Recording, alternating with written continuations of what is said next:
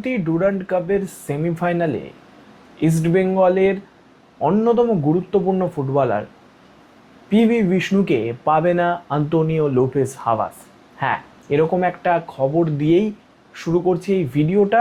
এবং ইস্টবেঙ্গল দল এই মুহূর্তে দাঁড়িয়ে যেখানে তারা এএফসির মঞ্চে এএফসির যে ACL 2 এর যে গ্রুপ পর্ব সেখানে সুযোগ পেয়েছে, যেখানে ডুরান্ড কাপের যেভাবে তারা এখনো পর্যন্ত জিতে এসছে, বিশেষ করে কোয়ার্টার ফাইনালে যেভাবে তারা 1 গোলে জিতেছে এবং সেই গোলের নায়ক পিভি বিষ্ণু, সেই পিভি বিষ্ণুকেই কিন্তু সেমিফাইনালে পাবে না ইস্টবেঙ্গল।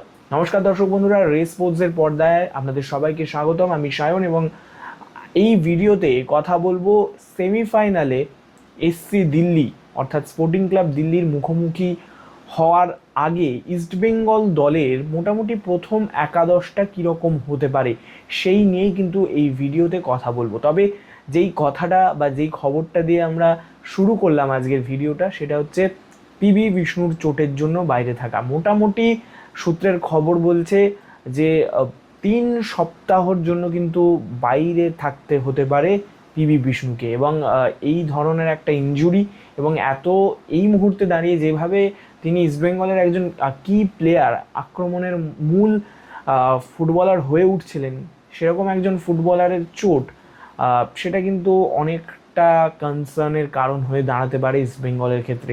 অবশ্যই চিন্তার ভাঁজ পড়বে হাভাসের মাথাতেও, তবে অবশ্যই তার অনেক ব্যাকআপ ফুটবলার রয়েছে, কিন্তু তারপরেও পিভি বিষ্ণু যেভাবে এইবারের চলতি ডুরান্ড কাপে যেভাবে গোল পাচ্ছিলেন, সেই কারণে কিন্তু বেশ অনেকটাই বিষ্ণু নির্ভর হয়ে গিয়েছিল হাভাসের ইস্টবেঙ্গল দল। তো সেক্ষেত্রে কিন্তু সেমিফাইনালে তার সার্ভিসটা পাবে না, এটা কিন্তু কোথাও গিয়ে একটা কনসার্নের ব্যাপার হচ্ছে ইস্টবেঙ্গলে। তবে ইস্টবেঙ্গলের শুধুমাত্র প্রথম একাদশ দেখার আগে আরও 2জন ফুটবলারের নাম বলতেই হয়, সেটা হচ্ছে রদ্রিগুইনো এবং জোয়ান পেনা। এই 2জন ফুটবলার কিন্তু SC দিল্লির ফুটবলার এবং এই 2জন ফুটবলার কিন্তু SC দিল্লির আক্রমণের মূল চাবিকাঠি বলা যেতে পারে। রদ্রিগুইনো তিনি কিন্তু বলা যেতে পারে এইবারের ডুরান্ড কাপে মাত্র 12 মিনিটে হ্যাটট্রিক করেছে, দ্রুততম হ্যাটট্রিক করে তিনি কিন্তু খবরে চলে এসছেন। অর্থাৎ SC দিল্লি যেভাবে খেলেছে সেভাবে কিন্তু বলা যেতেই পারে যে একদম আন্ডার রেটেডভাবে তারা কিন্তু খেলে এসছে, তবে তারা কিন্তু ভালো মানের ফুটবল খেলেছে। এবং এই মুহূর্তে দাঁড়িয়ে যেখানে আন্তোনিও লোপেজ হাভাস তিনিও মনে করছেন যে এরকম এত কম সময়ের মধ্যে ম্যাচ খেলতে হচ্ছে তার দলকে, সেটা যে একটা কোথাও গিয়ে একটা মানে খুব চোট প্রবণতা হয়ে পড়ছে ফুটবলাররা, সেইটাকে মেনটেন করে তারপর খেলাতে হচ্ছে। সেখানে SC দিল্লির মাথায় কিন্তু এত প্রেশার থাকবে না, তারা কিন্তু এই ম্যাচটা জিততে চাইবে এবং ডুরান্ড কাপটা জিততে চাইবে। তো সেই কারণেই কিন্তু এই 2জন ফুটবলারের ওপর আরও বাড়তি নজর থাকবে SC দিল্লির আক্রমণের। এবং যেটা বলছিলাম যে SC দিল্লির আক্রমণের মূল কারিগর কিন্তু এই 2জন ফুটবলার, এবং হাভাসের মাথাতেও কিন্তু এই চিন্তাটা থাকবে। তবে কেমন হতে পারে দল, যেই জিনিসটা নিয়ে আমরা কথা বলবো বলেই এই ভিডিওটা করেছিলাম, যে SC দিল্লির বিরুদ্ধে কেমন হবে ইস্টবেঙ্গলের দল।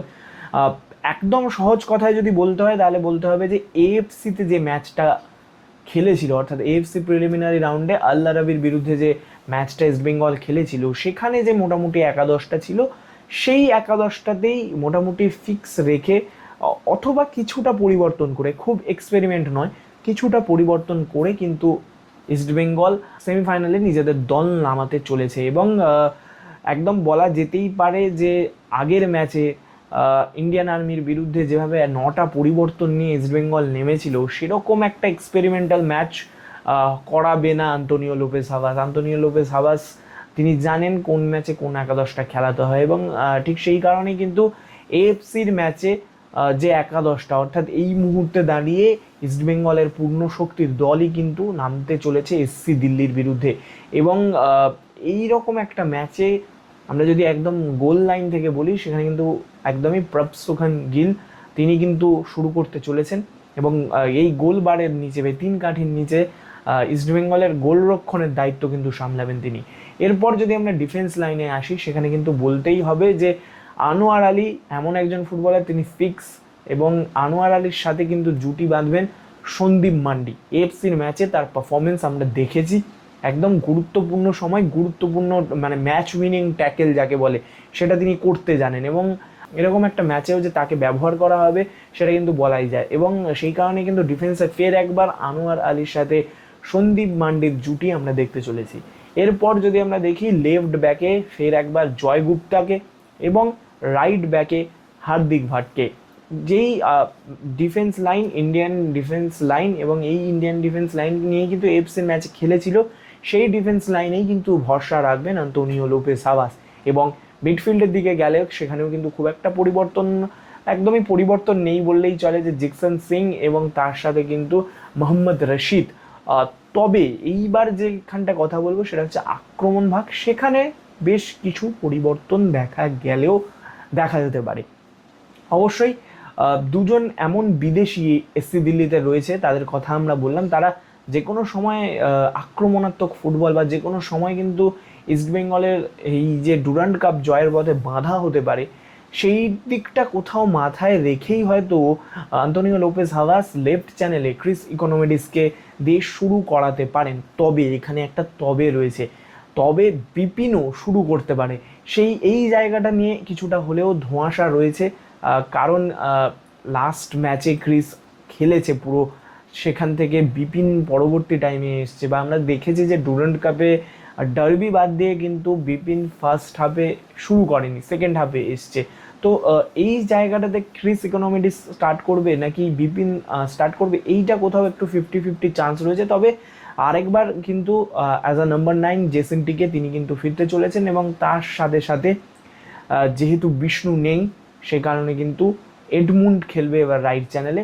বিষ্ণু লেফট চ্যানেলে মূলত খেলে, কিন্তু আগের ম্যাচে আমরা দেখেছি যে সেন্টার ফরওয়ার্ড এবং রাইট উইং একটা সুইচিংয়ের ব্যাপার ছিল, সেই কাজটা কিন্তু এডমুন্ডের থাকবে। এডমুন্ড রাইট উইংয়ে স্টার্ট করবে, এবং অবশ্যই নাম্বার 10-এর ভূমিকায় আমরা দেখতে চলেছি দানি রামিরেস, যিনি কিন্তু ইস্টবেঙ্গলের যে আক্রমণের স্টার্টিংটা, সেই আক্রমণের ফাইনাল পাস বাড়ানো বলটা কিন্তু দানি রামিরেস বাড়াবেন, এবং এইভাবেই কিন্তু মোটামুটি নিজেদের একাদশটা সাজিয়ে নিয়েছেন আন্তোনিও লোপেস হাভাস। এবং অবশ্যই একটা কঠিন ম্যাচ এসসি দিল্লির বিরুদ্ধে। এসসি দিল্লি যেভাবে খেলেছে ডুরান্ড কাপটা এই মরশুমে, সেখান থেকে কিন্তু তারা কিন্তু যথেষ্ট আন্ডার রেটেড, এবং আবার এর সাথেও এটাও বলে রাখা ভালো যে তারা কিন্তু দুর্দান্ত ফুটবল খেলেছে।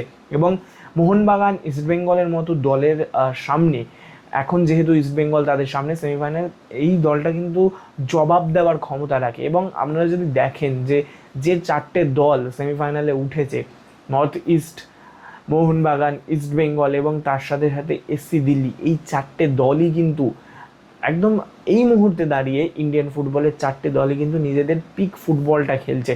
তাদের যে বিদেশিরা রয়েছে তারা প্রপার খেলছে, তাদের যে ভারতীয় ফুটবলাররা খেলছে তারা ঠিকঠাক খেলছে। তো সেই জায়গাটাতে মাথায় রেখেই কিন্তু একদম টান উত্তেজনাময় একটা ম্যাচ হতে চলেছে যুব ভারতীতে। এবং এই ম্যাচে ইস্টবেঙ্গল চাইবে এই ম্যাচ জিতে ফাইনালে জায়গা করে নেওয়ার। তবে এসসি দিল্লি খুব সহজে যে জিততে দেবে এমন নয়। তবে হ্যাঁ, এবং এটাও মাথায় রাখতে হবে যে হোম অ্যাডভান্টেজটা সেটা কিন্তু ইস্টবেঙ্গলের পক্ষে, এবং সেটাকে কাজে লাগিয়ে হোম অ্যাটমসফিয়ারের মধ্যে খেলে, একটা নিজের ঘরের মাঠে খেলে এসসি দিল্লিকে হারিয়ে ডুরান্ড কাপের ফাইনালে এখন যেতে পারে কিনা ইস্টবেঙ্গল, সেটাই দেখার।